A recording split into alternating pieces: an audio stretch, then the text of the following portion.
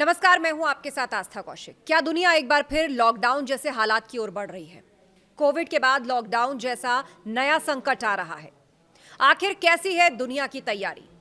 उड़ानें कम हो रही हैं, फ्यूल राशनिंग शुरू है और सरकारें सख्त कदम उठा रही हैं। क्या कोविड के बाद अब दुनिया फिर से पाबंदियों के दौर में जाने वाली है?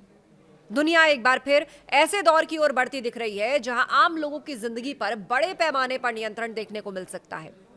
और फर्क सिर्फ इतना है कि इस बार वजह कोई महामारी नहीं बल्कि दुनिया में बढ़ता एनर्जी क्राइसिस है। मिडिल ईस्ट में जारी तनाव और स्ट्रेट ऑफ हॉर्म्यूज में रुकावट के चलते कच्चे तेल की सप्लाई प्रभावित हो रही है, जिस कारण अंतर्राष्ट्रीय बाजार में तेल की कीमतें तेजी से बढ़ी हैं। तेल महंगा होने का असर अब आम लोगों की जिंदगी पर साफ दिखने लगा है। कई देशों में ईंधन की कमी के चलते राशनिंग शुरू हो चुकी है। हवाई उड़ानों में कटौती हो रही है, यात्रा महंगी होती जा रही है। ट्रांसपोर्ट खर्च बढ़ने से खाने पीने की चीजों से लेकर रोजमर्रा के सामान तक सब कुछ महंगा हो रहा है। इस बीच इंटरनेशनल एनर्जी एजेंसी ने ऊर्जा संकट से निपटने के लिए एक 10 पॉइंट प्लान जारी किया है, जिसमें गाड़ियों के उपयोग को सीमित करना, घर से काम करने, सड़कों पर स्पीड लिमिट कम करना, हवाई यात्रा में कटौती, वर्क फ्रॉम होम को बढ़ावा देना, गैस के बजाय इलेक्ट्रिक उपकरणों का इस्तेमाल जैसे सुझाव शामिल हैं। भारत जैसे देश जो बड़े पैमाने पर तेल इंपोर्ट पर निर्भर करते हैं, इस संकट से ज्यादा प्रभावित हो सकते हैं।